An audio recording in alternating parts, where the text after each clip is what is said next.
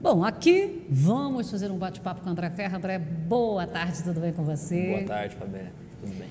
André, e nesse período aí de pandemia, o boi parou, as consultorias ali, o acompanhamento parou, como é que foi? O povo parou de comer carne? Não, ninguém parou de comer carne, graças a Deus, né? O boi também não parou de produzir carne, a vaca não parou de dar o leite, né? Então nós continuamos tomando as medidas necessárias de precaução, né? Mas continuamos na ativa, dando suporte para os produtores rurais. E o produtor, ele está atento para manter essa produtividade, para manter esse investimento? Tá, Fabélia, a gente tem percebido uma mudança muito grande na atitude do produtor, né? Uhum. Eu tive um estudo recente agora, do ex-ministro Roberto Rodrigues, ele mostrou a evolução que a tecnologia proporcionou para nós, mostrando o aumento de produção, de produtividade e a preservação do meio ambiente, né? Então ele fez um levantamento, em 1990 eram 38 milhões de hectares, e uma produção de 58 milhões de toneladas. A estimativa para esse ano safra agora são 66 milhões de hectares e 254 milhões de toneladas. Então, peraí, eu estou anotando aqui que daí eu também consigo até oralizar. Em 1990, 38 Isso. milhões de hectares para produzir... 54 milhões de toneladas. 54 milhões de toneladas. Isso, de grãos. Aí agora, em 2020... 2020, a safra agora, né? Uhum. A estimativa são 66 milhões de hectares. Tá. Para 254 milhões de toneladas. Então quer dizer que nisso aqui nós tivemos menos que dobramos a área de produção. Exato. Isso nós estamos falando aí de 30 anos, né? Exato, E tivemos a produção 5 vezes. Exatamente, Então menor que 2 vezes para 5 vezes. Exato, Se eu não me engano, eu não tenho essa conta exatamente, mas são 70% aproximadamente de aumento de área produtiva, para mais de 300% de aumento em produtividade. Isso mostra a mudança na atitude do produtor, na adoção de tecnologia. Aqui eu acho que dá mais de 400%. Dá mais de 400%? Porque 54 para 254, a gente calcular aqui, vamos arredondar de 5 vezes 5, pronto, 25. Né? Então a gente já... Por isso que eu vou fazendo aquela continha rápida ali, né? Mas é isso. Então isso mostra a atitude do produtor, né? Então, essa preocupação com a preservação e, ao mesmo tempo, na adoção de tecnologia para aumento da produtividade, aumento do ganho. E nisso aí nós somos campeões, nós somos referência. Com certeza, com certeza. A gente começou a falar de número, eu lembrei de um outro muito interessante. Em 2017 foi feito também um levantamento onde mostrou que o mundo precisaria produzir 20% a mais de comida até 2026, 2027, né, para a gente conseguir pôr comida na mesa de todo mundo, vamos falar assim. Quando fizeram um levantamento entre os países que são significativos na produção de alimento, nenhum conseguia aumentar muito mais de 10% a produção, isso em 2017. De forma que o Brasil deveria aumentar até 2026, 2027, 41% para o mundo aumentar 20%. Então, veja você que momento curioso que nós estamos, né? E nós temos aumentado muito a produção, como eu disse nos números anteriores, né?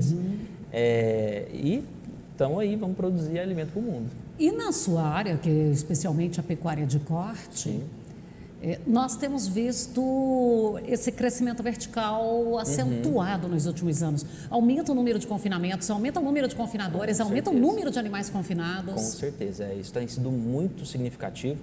Aí acho que até movido por um outro número interessante, que é a diminuição da margem, né? Nós estamos tendo um encolhimento de margem muito grande, então isso tem forçado os produtores. Aí eu tenho que fazer volume. Exatamente, eu tenho que fazer volume para continuar tendo uma receita satisfatória. E nesse mercado que a gente está vivendo, todo mundo está reduzindo margem, né? Infelizmente. Quer dizer, eu não digo assim, tem um lado bom, um lado ruim, né? Felizmente, porque nos força a buscar a tecnologia. O Elton Cardoso quer saber, André, se Jataí, na média, ele tem áreas agricultáveis ainda para plantar. Eu não sei exatamente qual a quantidade, mas tem sim área agricultável para plantar. Mas eu acho que é importante aproveitar a pergunta para a gente pensar, mudar um pouquinho a chave. Nós não precisamos aumentar a área.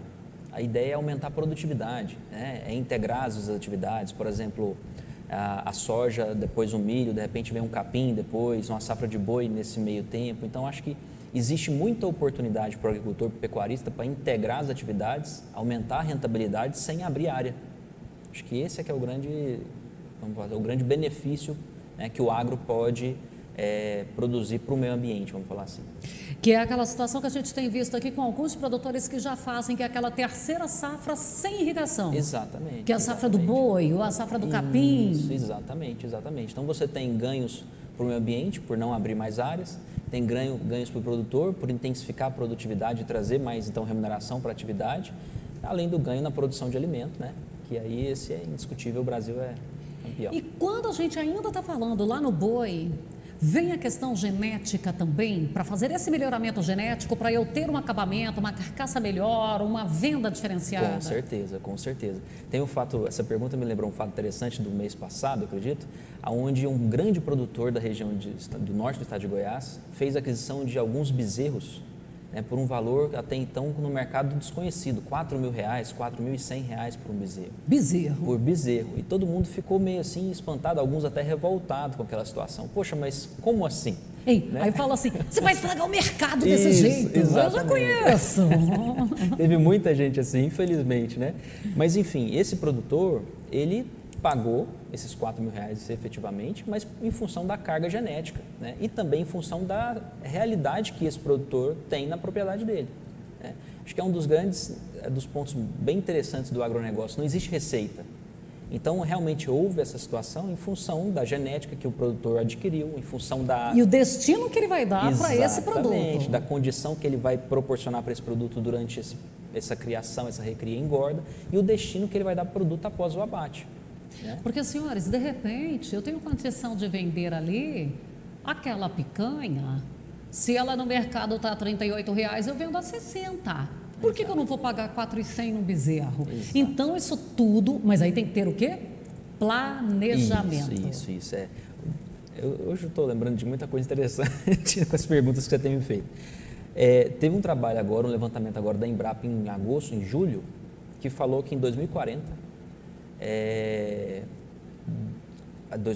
50% dos produtores, dos pecuaristas, não vão permanecer na atividade. E um dos grandes motivos é a falta do planejamento.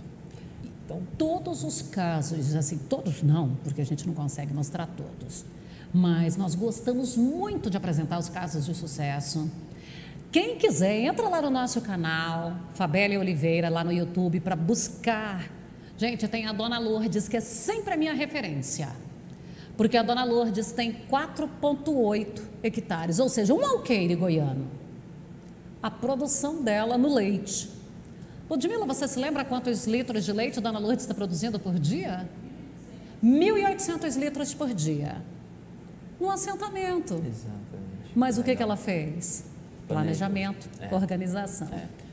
Nesse estudo ele ficou bem evidente que a revolução que nós vamos ter com a entrada de tecnologias faz com que o planejamento seja cada vez mais importante. Então, você vê que exemplo legal esse, né? Em pouco mais de um alqueire, né? Um hectare. Um hectare, né? É um hectare. Eu acho que hectare é 4,4? 4,84, Pois é, ela tem 4,8. Então, olha só, com a produtividade excepcional dessa. Aí ela tem a silagem ali, sabe?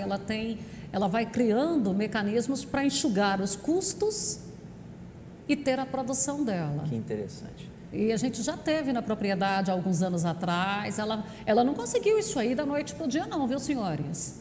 Foi um trabalho, investimentos em capacitação, ela participa de tudo quanto é curso que existe. E tem uma palestra, lá está ela. Isso é importante, a gente às vezes vê, né? Eu comentei desse produtor que pagou R$4.100, fala assim, nossa, mas o produtor que produziu esse bezerro, né, talvez está trabalhando nessa atividade, tem 30 anos para chegar, né, ao ponto de produzir um bezerro, um produto que vale a 4.000, né? Essa produtora, por exemplo, tem quantos anos que não está trabalhando na atividade com planejamento, com seriedade, né? Passando por muitas dificuldades com certeza, mas aí chega numa situação como essa, né? Isso mostra o potencial do agro, né? E o potencial dos produtores. Pois é, e se eu não estiver equivocado, a primeira matéria que nós fizemos na propriedade dela foi em 2010.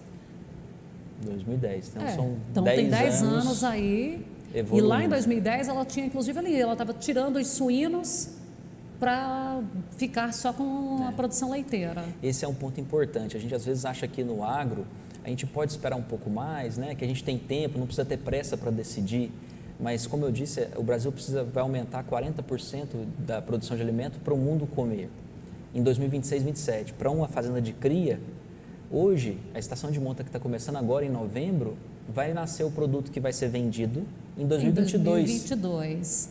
Aí É, ele só está nascendo completo, em 2022. Exato, se fosse completo, 2024 seria a carne que o produtor estaria produzindo em 2024, né? Então, quer dizer, ele tem que decidir já se ele vai querer pegar o boom daquele momento Já oportuno. devia estar trabalhando com o planejamento pronto, não é verdade? Nós estamos com o nosso tempo já esgotando. Qual é a dica, então, para esse produtor? Que eu acho que agora deu um momento bem bacana aqui para a gente fechar. Para ele ficar atento a isso, André. Ele buscar uma consultoria, ele tem que buscar uma parceria, bater papo com outro produtor. Há um tempo atrás eu diria que seria começar a fazer gestão. Hoje eu digo que é procurar uma ajuda de algum especialista. Porque não dá tempo para errar mais. Não dá tempo pelo dinheiro que a gente acaba perdendo na atividade e não dá tempo pela urgência do mercado. Exatamente, pela necessidade de produção de carne. Então, eu diria que se tem uma dica é procurar uma ajuda especializada.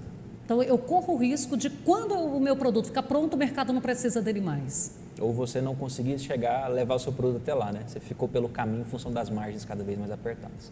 Então, senhores, nós não vamos ter esse pecuarista saindo da atividade pelo tamanho dele, não. É só por esse planejamento, por essa organização. Exatamente, é isso aí. Isso apontou o estudo da Embrapa de 6 de julho agora de 2020. Recente, né? É bem recente. Então, vale a pena que você esteja sintonizado, investindo. André, obrigada pela sua participação conosco, tá? É sempre um prazer tê-lo aqui. Eu que agradeço, obrigado.